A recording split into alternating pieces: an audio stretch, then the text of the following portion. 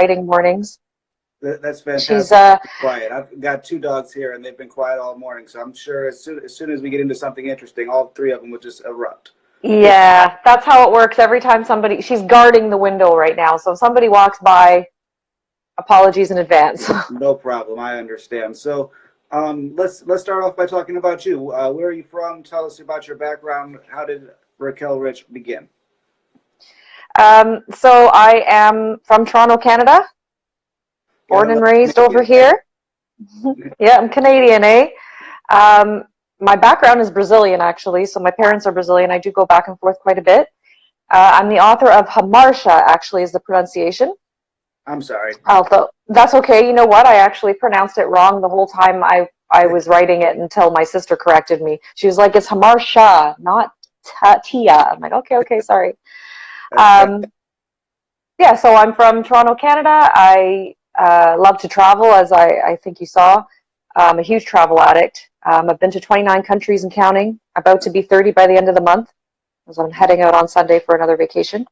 you're going to Brazil, right? I am, yeah, Brazil and Argentina. Brazil I've been to before. Argentina will be new. Nice. And of the 30 countries, where's your favorite that you've ever gone? That's the Your, question your everybody fondest asks, and it's one. a really difficult one to answer. Um, Let's make it easier. If you could only go there for like 7 to 10 days. Again, a difficult. Most of my trips are very short. I was in the travel industry for a really long time, so we used to just take advantage of cheap flights or standbys and things like that.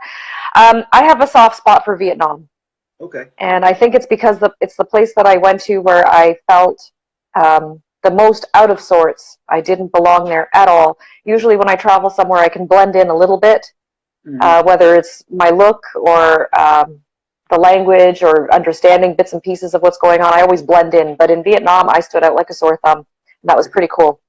What did you do in the Yeah. travel industry? I am a certified travel and tourism trainer. Okay. And I used to do technical training on the product, on the systems, as well as product training. So I spent a lot of time visiting countries. Somebody had to do it to come back and talk about it and help people sell it, help the industry sell it. Gotcha. And what got you into writing? What, you just had free time and wanted an outlet, or is something you've always done? I used to write as a kid a lot, and I stopped abruptly when I was about 12. And I went that whole time. I took a giant hiatus from writing. It wasn't an intentional thing. I was away with my son in London, England, on one of our vacations, and we went to the Science Museum, and there was an exhibit there that sort of sparked a conversation between the two of us. And a scene came in my head. I didn't know what to do with it, and I wrote it Nice. down. Um, and it kept happening over and over again. And by the time I realized I was writing a book or admitted it out loud to the universe, I was probably a good 25,000 words in. I hadn't told a soul that I was And writing. how long was that process? On and off, about 4 years, actually, a very long time. But at that time, I was working full time. I had a 9 to 5. Hmm. Uh, so it was between that, and I took a lot of breaks because I wasn't really sure what I was doing. I didn't know that I was going to write a book and finish a book and publish a book. All those things were, I was just writing for the sake of writing a story that was in my And head. how were you keeping track of all those things throughout the years? Kind of just in like Word documents, or how did that go? Word documents, Napkins. I napkins. love when people say napkins. That's kind of Um, the yeah, got napkins. napkins. It's true story. True story. Yeah, I wish I had kept some of them actually. Um, I had a little notebook next to my bed. I had, apps on my phone on what's that app called? Evernote. I use that one quite a Hmm. bit. Um, I would save things on Google Drive so that I could access them on my phone later on if I was somewhere like in a doctor's office and something came in my head that I wanted to write down. Because the ideas always come at the worst times, not when you're sitting in front of your computer. Absolutely. Do you prefer to have it Yeah. have a computer to write it into, or do you prefer a paper or napkin or anything like that? Any personal preference that way? um, a napkin would have to be at the bottom of the list of preferences, but for sure I prefer to write on a laptop. I'm a laptop As girl. far I as don't. editing features, or what do you like about being able to do it digitally? I can't spell to save my life. Gotcha. I love the red. I'm The red underline is terrible. a game changer. I need that. Yeah. I also type much faster than I can write. Mm, Um, and I just like I like to be able to, oh, I didn't like that. Let me take this entire paragraph and plop it somewhere else for now and come back to it. Where if you're writing on a notebook, um, that's hard to do. But you know what, the first, with Hamartia, because I am working on my sequel, but with the first book, Hamartia, I was writing in a notebook, and I actually wrote the first, I'm going to say, like 40,000 words in a notebook before I transferred into a Word doc. gotcha. So, With these huge, yeah. huge novels, how do you keep track of the story? Is it just a lot of rereads on yourself, or do you have an editing team that you work with? How does it all come together as from story to all one? It's all All me. you? That's impressive. It's all me. I have beta readers who will read the book and say, you know, that doesn't quite fit, or maybe you should change the flow, you know, move this chapter a little sooner, have this activity happen a little sooner because it's really the flow, this flow is too slow at the beginning or something like that. But um, I write in scenes, so I'll write a complete scene and I don't really know where it belongs. I just know I want this action to happen and I don't really know where it belongs. And then I'll have a bunch of scattered chapters, and when I've got a big chunk, I'll organize the chapters, and then I will go back and fill in the Got blanks. And that's exactly what I did with the first book specifically. I probably had a completed novel. Most people will overwrite and then have to remove information and remove chapters, where I sort of do the opposite. I write in a bunch of scenes and I've got way too much action, and then I have to slow it down by adding emotional scenes in between or things that are not action right. packed in between. And Yeah, to weave the story together. you said that you're doing it all yourself, but you work with is it Words Matter Publishing? Is that right? Yes, and I did have an editor after the fact, but it's just the actual putting of the book Right. together. The first 4 years of that book was just me and me alone, and you know, and beta readers came in after that. And then back then, before I had a publisher, I actually did hire an editor because, like I said, I can't spell.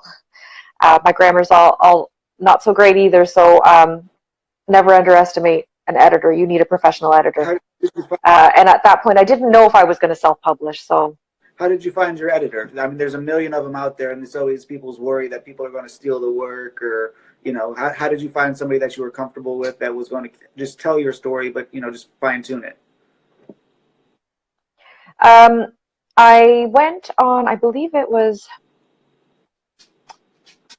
I can't recall the name of the website, but it was like Canadian Editors Association. It was an actual association that people pay a fee to be a part of, and they have to have had, you know, X amount of Mm. experience. They have to have proof that they are editors, and they had to have studied in the field and to achieve the status So of they were accredited, being felt an editor. comfortable by. Yeah, Gotcha.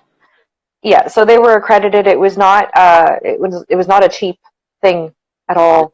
Um, and I chose I chose maybe 5 or 6 of them, and I sent out like samples to them, and then they would return back an example of what they would do with the Yeah. story, and you know what their specialties were. And I also looked up to see which books they had edited before, and I chose Vicky Bell is her name, and she's in Ottawa, and she is a published author Mm. herself, and she had done um, many editing, a lot of editing before, and specifically with science fiction, and that's what I needed because that's my Mm. genre.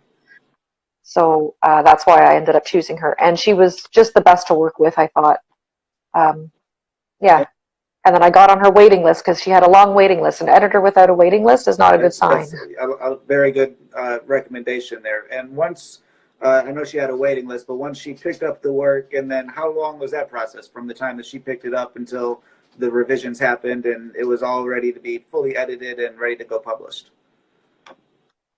I think it was about, the first round of edits took about 6 weeks. We signed a contract with specific dates, but I'm just going round about 6 weeks, and then I returned it. She returned it to me, and then I went through it and looked at what she recommended, and sent it back to her, and then she did another clean copy from start to finish, and that took probably another 6 weeks or so. Um, yeah, so all in all, a few Gotcha. months That's, I mean, that's for the pretty editing turnaround time for, you process. said it was about what, 40 or 60,000 words, something pretty large amount of words to go through. Yeah, now it's 94,000 words, so it grew. Gotcha. You should have added that extra, what, 6,000 so you could hit that 100,000 mark, right? Just add a little. No, that's a bad thing, they say. They say anything over All 100,000 right. So like, is a bad thing, although I don't know why. who knows? If you're reading that much, I don't know what's the extra couple thousand, right? I don't see what the big deal is. I read 500 word books as all the Yeah, time. that's breakfast for some people. Um, Right? so, you are a traveler as well as an author. Do any of your travels, do they play a role in your scenes that you create? Uh, the book takes place in Las Vegas, and I have been to Vegas quite a few times. Um, but I haven't been to some of the places that I wrote about. But what did help with being in the travel industry in general is because I've only been to 29 countries. I haven't been to all 60 countries that my company sold. So a lot of my work involved having to research it as if, um, and be able to sell it to people without ever being there. Mm-hmm. So I had to do a lot of researching on some of the areas that I wrote about, to make sure that I wrote about them accurately. And I still haven't gone to see them, and it's on my bucket list to go road tripping through Nevada to see some of the outskirts and places that I spoke Gotcha. about. And I invented a few places. Gotcha. So I was going to say, with the science fiction, you want to kind of stay factual, but kind of still play with your own creativity, right? Yeah, yeah. I invented a hotel called the I like Canadiana. it. I wonder where you came up with There that should one. be one. They probably have the best pancakes and syrup in all of Las Vegas, right? Yes, of course. So, And bacon. being a Canadian author, what made you set it in Las Vegas instead of Toronto or Vancouver or some sort of Canadian background?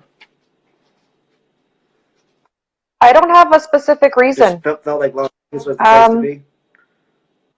yeah, I mean, a lot of the choices I made in my book, I didn't make it. My characters did. Nice. And And it just sort of went with that. It does take place in Toronto as well. Some parts of it are in Toronto, so I did stay true to my Canadian city.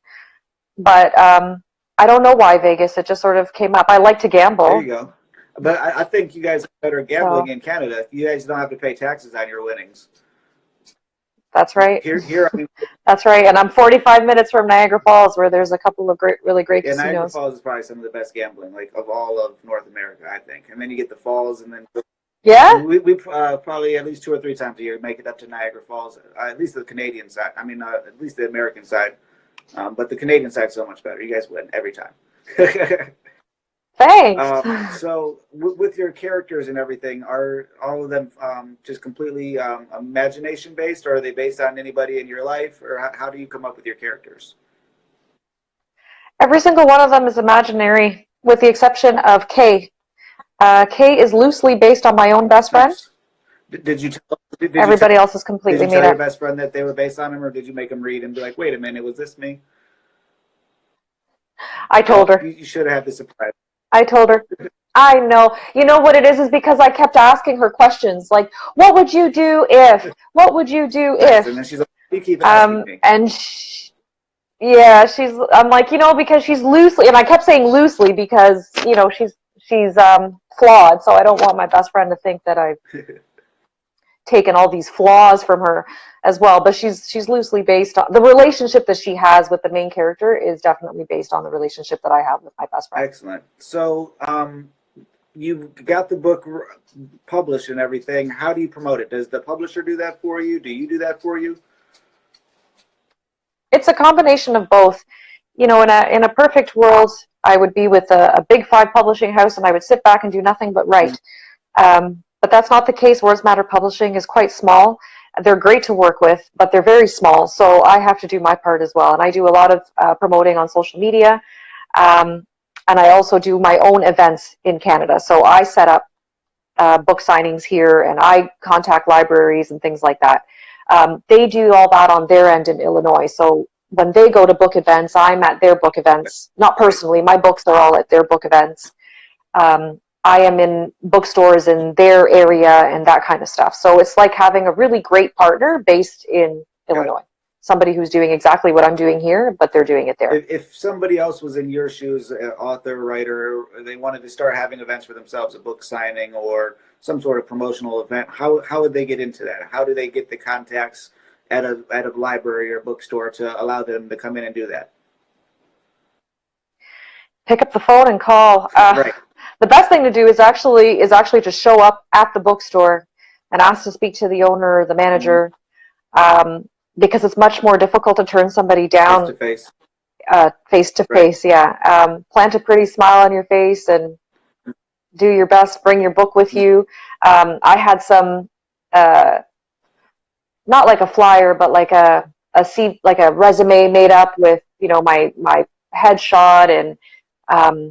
Because I won an award. My book is award winning. It's actually a prize winner. That's how I got. Thank you. That's how I got the publishing deal. I actually won a book writing contest. So I had like a snippet of what they had said about the book. I've been Kirkus reviewed, so I put a snippet of the Kirkus review and where they can find more information about me. And I just went into the bookstore with my book and a copy of that. And hey. I would love to, I live around the corner from you guys, especially if it's local. It's got to be local. You really need to start in your own neighborhood. Yeah. And I also advertised at the libraries, because libraries will let you advertise literary events, at least here. I don't know if it's the same everywhere, but here they do let you do that. Are the bookstores and libraries, are they charging you to come in and have the events, or are they looking at it as an opportunity for themselves also for you to bring in people to their establishments, or how does that work? Is that also kind of a place to You pay consignment. Yeah, it's consignment. So you don't pay if you don't sell anything, which is great. It's just based on the book sales, because the sales, you're not the one selling the book. Like you're at your table, you've got your table set up, you've got your books there, but ultimately the people are taking your book and they're going to the cash register at the front of the bookstore to pay for your book. So they take a percentage of it, and at the end of the, depending on the bookstore, like I've done only 2 bookstores so far, because my book was only launched in October. I've got a few coming up in April, but the smaller bookstore, they paid me right at the end of the signing. The other bookstore, which is Indigo Chapters, which is a huge chain, it's like the Barnes and Nobles of Canada, they took a while. Like they sent a check in the mail months later. And would you say that book signing is worthwhile as a way of sales? Did they get you new connections or? Yeah, I don't think it's worthwhile for, if you're just going in a bookstore and thinking, yeah, I'm just going to sell all my books and this is the only way I'm going to sell my book. That's not the right attitude to have. It's a way of making connections with people. It's to get your face out there. I will be going back to those bookstores. I've been invited back personally by Chapters, because I sold 19 books at Chapters, which is a huge amount. That's anything over 8 is apparently a great number. So, and that's in what? You got to be really chatty with their customers. Yeah, I think I was there from like 1 to 4, I believe I was there, like maybe 3 hours. That's pretty impressive. I mean, just people walking through the bookstore. And how did you promote that? Was that just social media, or how did you let people know to come? I had it on social media. They also put me on their social media, so that might have helped. And I had a huge banner, and they placed me right at the front of the store. They're really great with helping local authors, and a lot of local bookstores will really like to promote local authors. So they had me right at the front, set up at the table, and I got to talk to all of their customers. So I'm chatty. And I posted it all over social media, and I have quite a big following. So a lot of people came out to support me. That was my first official book signing at a store, so I had a lot of people come out to see me. And social media followings. I see you are on just about all the platforms. Is there one that you find better than another, or one that you personally like using better than another? I use Twitter a lot to keep in contact with the writing community, so I don't really use it to promote, although I still do, the odd promotion here and there. But Facebook is probably the one that I use the most, and I think that's just because it's the one I'm most comfortable with. My Instagram is a bit more personal. I usually only put like travel pictures on there when I go away. It's kind of new, actually. My Instagram. I only opened it a couple of years ago. Yeah, I noticed your first couple posts. It's like a trip all the way around the world. We got a little bit of South America here and there, a little bit of there, going through the jungles. It looks like all sorts of fun. Yeah, I think the last post was we road tripped through Panama. That sounds fun. Yeah. How long of a trip were you in Panama? It was. I think we were there for 2 weeks, my son and I. We rented a car and drove around Panama. I actually blog about it as well, by the way. I have a travel blog. That is RaquelRich.com. Is that right? Yeah. And you do that all through WordPress. Do you do that yourself? Yep. How do you like WordPress? I love it. It's easy. There's a lot of great templates on there. They're all free. Have you ever it's pretty user-friendly. Templates at all? I haven't. Highly recommend it. I haven't. For about $50 to $60, you could go on like Theme Forest, Envato, Marketplace. There's a couple, excuse me, pretty well-known websites. And with the premium, obviously it's just about everything that you're getting on the free plugins, but it's all going to have a lot more flexibility, a lot more other plugins that's going to already be coming on there with demo content, where you have your what's the word I'm looking for? Your banner on the top and everything like that. Makes it more interactive, makes more SEO features, things like that. Just helps, because say the free ones, 50,000 people have that same template, and it's kind of, they have their own photos. Right. But me personally, I do enough work with websites. I go through websites, I'm like, oh, that's, Forever 21 or, Theme 777, those type of things. You're like, but then with a personalized one, again, for the investment of like $50, $60, if you're already familiar with how to work WordPress, it's so easy to just download the file, import it as a new template, and kind of just work around that way. It's something else. And is it a one-time thing? You're going to pay $50 to $60 to get it. If you get stuck, this one you call me. I'll help you, walk you through it. On the install, most themes are going to come with installation tips and everything, and videos, and most of them have 6 months of support. Definitely something I recommend, just to kind of give you the one up from the competition. So and I do have to update my website, actually, because right now it's very geared towards blogging, because that's what I was doing before. I've only had the website a few years. It's not something I wish I'd had it before, so I could have all my trips on there, but I don't. Doesn't mean that you can't. But I do. I want to change it. It doesn't mean I can't go back and write about all those places, but I'd like to be able to update the website so it's more focused around my book as opposed to my blog. Yeah, definitely. Now that it's that I'm published. After we hang up today, go on just a quick Google search. I know you got a big vacation, but put it on your list of things to do. Google search premium WordPress author site. Premium WordPress author themes. There we go. I could talk. Yeah. Because that way they're geared towards authors. It'll be a thing where it'll already have like a headshot, so you just go and place your headshot where that one is, and it's already got the the bios and things, and just different fonts that you're not going to get on the free things.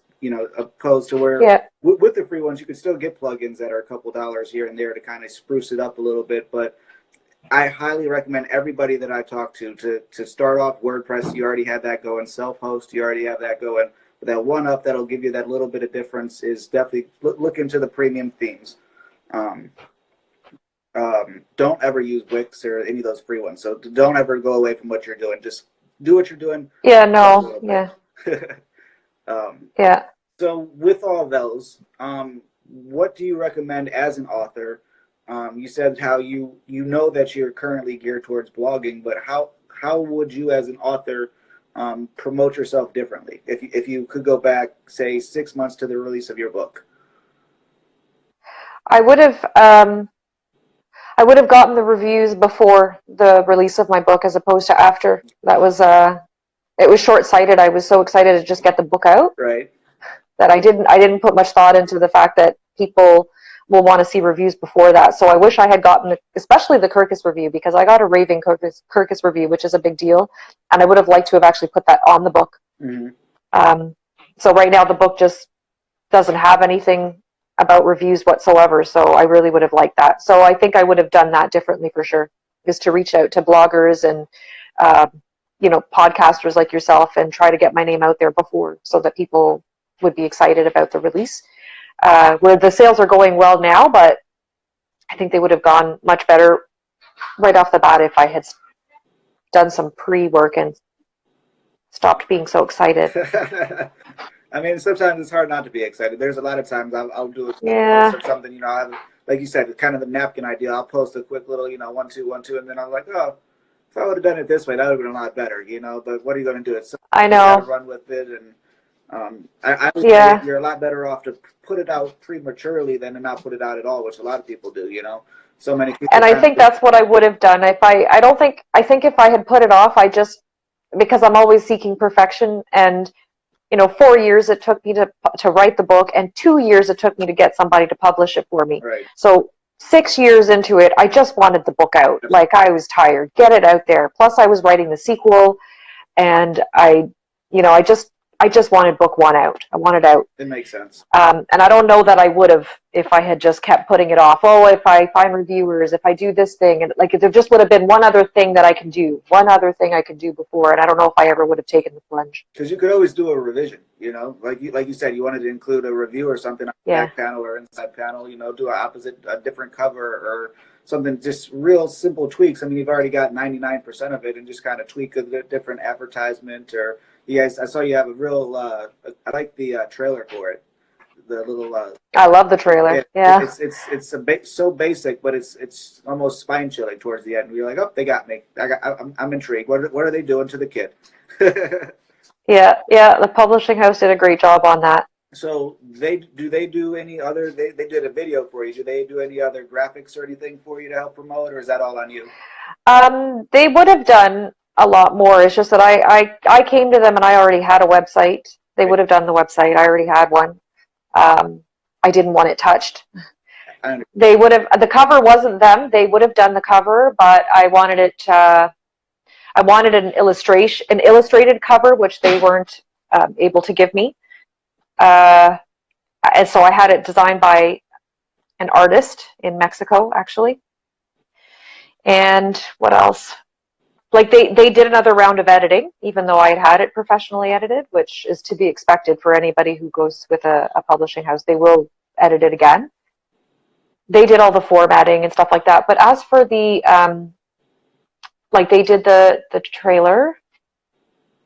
No, they do other things. Like, they've done some, posts for social media with banners and things like that.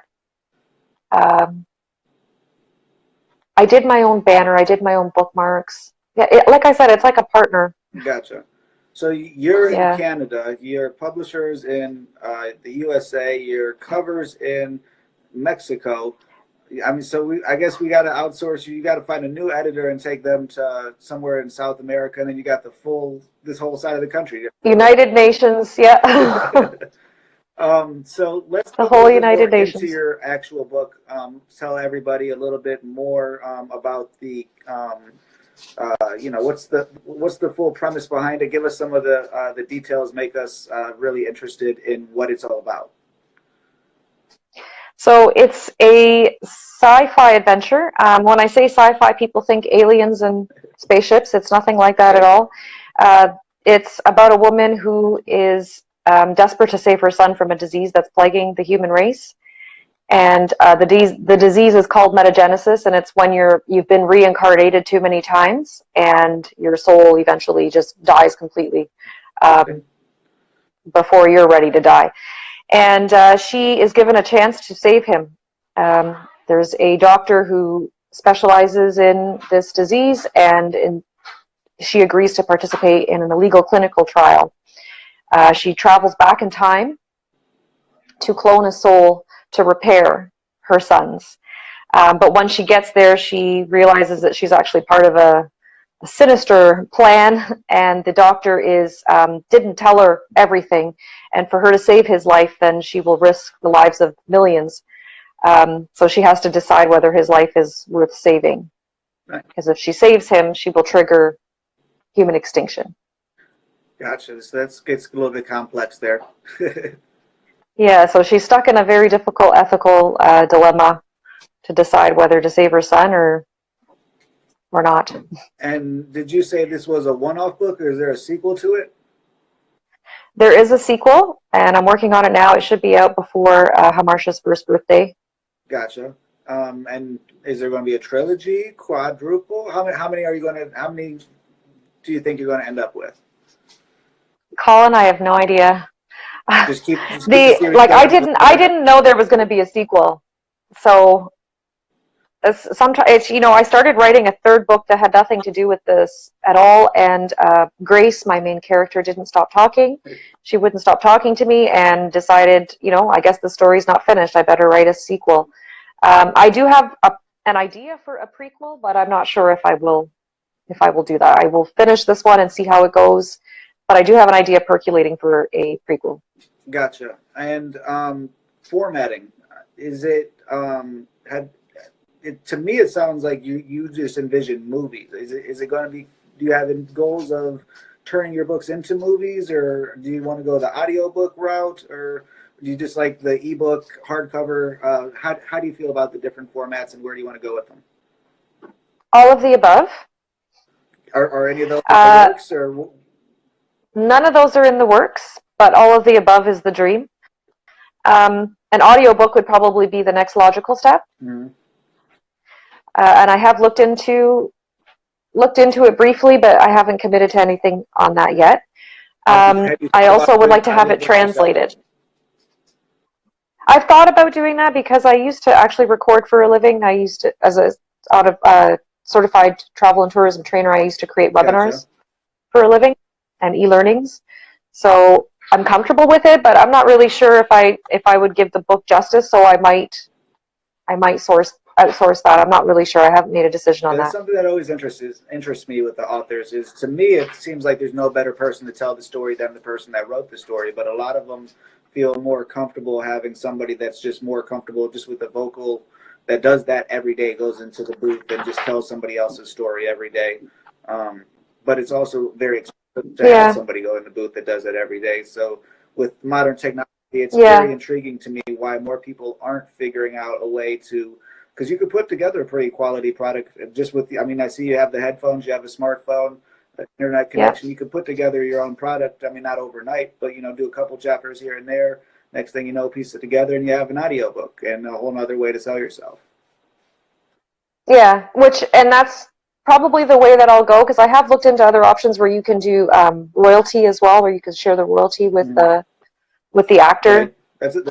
I've also considered it, like going to an acting school and having people audition for it and offering, that type of to go that route. But I'll probably try it myself. It's just that if I'm not happy with what I produce, if it isn't up to my standard, then I will try to look for other ways. It could also be a good idea to do a blueprint of yourself doing it, so then that way when you do take it to a school or some other professional, like, hey, this is about the idea that I'm looking for, but I want your creative freedom to go into it as well.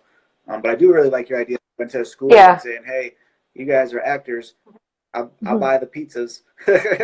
come on and see what we could do, But and with the internet too, it's one of those, keep reaching out to people like you do, the bookstores or things like that, and figure out a way to say, hey, let's put together this project. I just talked with a writer in Russia who gets together with different people and like different artists and different writers and does different collaboration projects. And people are doing that all over the world, connecting with, like you're already doing, Mexico to Canada, back and forth. Yeah. There's got to be somebody out there that loves to do that likes your type of books. It's like, hey, I love your book. I want to do something creative. And like you said, if you're willing to split royalties, the possibilities are pretty much endless. Yeah, exactly. Yeah, and the idea of splitting royalties appeals to me because they have just as much to gain as I do. Yeah, it's not like they get their you check know? up front or they get their check regardless, so they don't really care. If it's based off royalties, everybody's got equal stake and everybody's trying, and um, Yeah.